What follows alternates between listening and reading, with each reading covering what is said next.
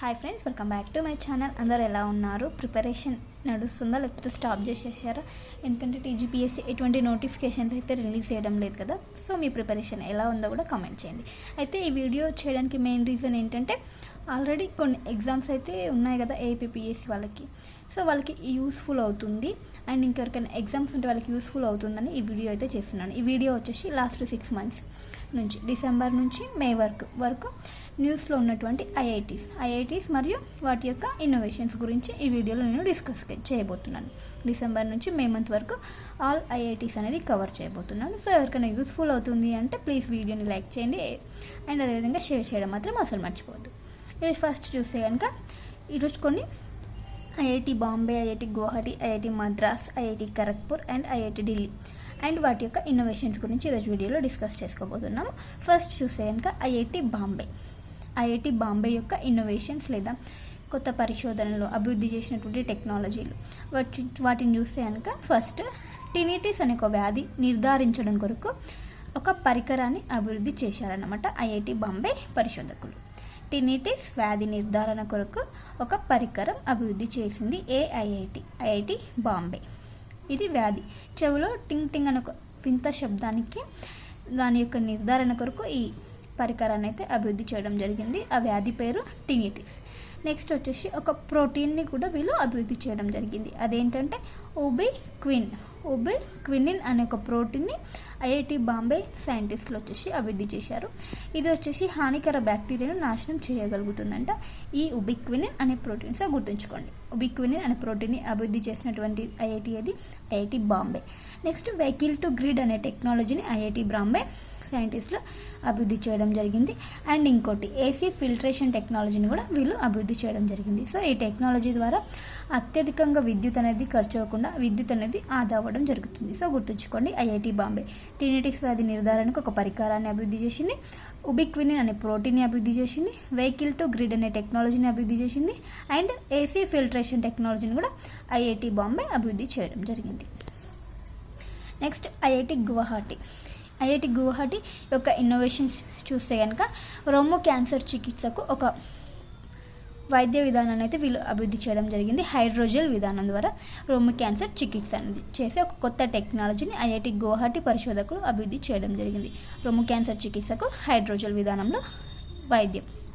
Next పానీటెంగా, ఇది అస్సాం యొక్క సాంప్రదాయ వంటకం పానీటెంగా. దీని నుంచి బ్యాసిల్లస్ సబ్టిలస్ అనే SMT2 అనే బ్యాక్టీరియాని అభివృద్ధి చేయడం జరిగింది పానీటెంగా అనే ద్వారా. ఇది అస్సాంకి చెందినటువంటి ఒక సాంప్రదాయ వంటకం పానీటెంగా. సో ఐఐటి గువాహటి పరిశోధకులకు దీన్ని అభివృద్ధి చేయడం జరిగారు పానీటెంగా నుంచి ఈ బ్యాక్టీరియాని. నెక్స్ట్ AI రోబోలని కూడా అభివృద్ధి చేయడం జరిగింది. సరిహద్దులో నిఘా కొరకు AI రోబోలను అభివృద్ధి చేసినటువంటి ఐఐటి గువాహటి. నెక్స్ట్ సైనికుల కొరకు సైనిక బంకర్ల నిర్మాణం, వెదురుని ఆధారంగా చేసుకొని వెదురు ఆధారిత సైనిక బంకర్స్ నిర్మాణం ఏ ఐఐటి చేసిందంటే ఐఐటి గువాహటి అని గుర్తుంచుకోండి, సైనిక బంకర్ల నిర్మాణం. నెక్స్ట్ ఒక లూబ్రికెంట్ని కూడా వీళ్ళు అభివృద్ధి చేయడం జరిగింది ఐఐటి గువాహటి. అదేంటంటే పర్యావరణ హితమైనటువంటి లూబ్రికెంట్ని ఐఐటి గువాహటి పరిశోధకులు అభివృద్ధి చేయడం జరిగింది, పర్యావరణ హితమైన లూబ్రికెంట్ని. నెక్స్ట్ పుట్టగొడుగుల వ్యర్థాలు ఉంటాయి కదా, వాటి నుంచి ఈ పుట్టగొడుగుల విడుదలను ఉపయోగించి మురుగునీటిని శుద్ధి చేసేటువంటి టెక్నాలజీని కూడా ఐఐటి గువాహటి పరిశోధకులు అభివృద్ధి చేయడం జరిగింది. సో ఐఐటి గువాహటి చూసాక రొమ్ము క్యాన్సర్ చికిత్సకు హైడ్రోజెల్ విధానం. నెక్స్ట్ పానీటెంగా నుంచి బ్యాసిల్లస్ సబ్టిలస్ అనే SMT2 అనే బ్యాక్టీరియాని అభివృద్ధి చేయడం జరిగింది. సరిహద్దులో నిఘా కొరకు AI రోబోలను నిర్మించడం జరిగింది, సైనిక బంకర్ల నిర్మాణం. నెక్స్ట్ పర్యావరణ హితమైన లూబ్రికెంట్ని అభివృద్ధి చేశారు. నెక్స్ట్ పుట్టగొడుగులను యూజ్ చేసుకొని మురుగునీటిని శుద్ధి చేసే ఒక టెక్నాలజీని కూడా ఐఐటి గువాహటి శాస్త్రవేత్తలు అభివృద్ధి చేయడం జరిగింది. నెక్స్ట్ చూస్తే కనుక ఐఐటి మద్రాస్ యొక్క ఇన్నోవేషన్స్ చూస్తే ఎయిర్ అంబులెన్స్ని అభివృద్ధి చేయడం జరిగింది. వీటి యొక్క స్పెషాలిటీ ఏంటంటే రన్వే లేకుండా నిటార్గా టేకాఫ్ అవుతాయంట ఈ ఎయిర్ అంబులెన్స్. రన్వే అనేది లేకుండా టేకాఫ్ అనేది నిటార్గా అవ్వడం జరుగుతుంది ఈ ఎయిర్ అంబులెన్స్. ఎవరు అభివృద్ధి చేశారు? IIT Madras. Next global hyperloop కాంపిటీషన్ని ఈ ఐఐటి మద్రాస్ వచ్చేసి హోస్ట్ చేయడం జరిగిందనమాట. తొలి హైపర్ లూప్ ట్రాక్ని సిద్ధం చేసింది ఐఐటి మద్రాస్. అండ్ ఇంకోటి బాలిస్టిక్ క్షిపణుల నుండి మౌలిక సదుపాయాలను రక్షించేటటువంటి ఒక టెక్నాలజీని కూడా అభివృద్ధి చేసింది ఐఐటి మద్రాస్. నెక్స్ట్ మైసీలియం ఇటుకలను పర్యావరణ హితమైనటువంటి ఎన్విరాన్మెంటల్ ఫ్రెండ్లీ ఇటుకలు, వాటి పేరు మైసీలియం ఇటుకలని అభివృద్ధి చేసిన ఐఐటి మద్రాస్. మైసీలియం ఇటుకలను అభివృద్ధి చేయడం జరిగింది. ఇవి పర్యావరణ హితమైన ఇటుకలు అనమాట. మరి వేటిని యూజ్ చేశారంటే ఫంగస్, మైసీలియం ప్లస్ చెక్క పొడి అండ్ పొట్టును యూజ్ చేసి ఈ ఇటుకలను అయితే తయారు చేయడం జరిగింది. ఎవరు? IIT Madras. Next thermal research సెంటర్ని కూడా ప్రారంభించడం జరిగింది ఐఐటి మద్రాస్. నెక్స్ట్ గర్భిణీ స్త్రీలలో ప్రీక్లాంప్సియా అనే గుర్తింపు కొరకు ఒక టెక్నాలజీని కూడా వీళ్ళు అభివృద్ధి చేయడం జరిగింది. ప్రీక్లాంప్సియా అనే గుర్తింపు కోసం గర్భిణీ స్త్రీలో. సో ఇవి వచ్చేసి ఐఐటి మద్రాస్ యొక్క ఇన్నోవేషన్స్. ఎయిర్ అంబులెన్స్లో గ్లోబల్ హైపర్లూప్ కాంపిటీషన్ని హోస్ట్ చేయడం జరిగింది అండ్ తొలి హైపర్లూప్ ట్రాక్ని అభివృద్ధి చేయడం జరిగింది. బాలిస్టిక్ క్షిపణుల నుండి మౌలిక సదుపాయాలను రక్షించేందుకు ఒక సాంకేతికతను అభివృద్ధి చేశారు. మైసీలియం ఇటుకలని థర్మల్ రీసెర్చ్ సెంటర్ని ప్రారంభించారు.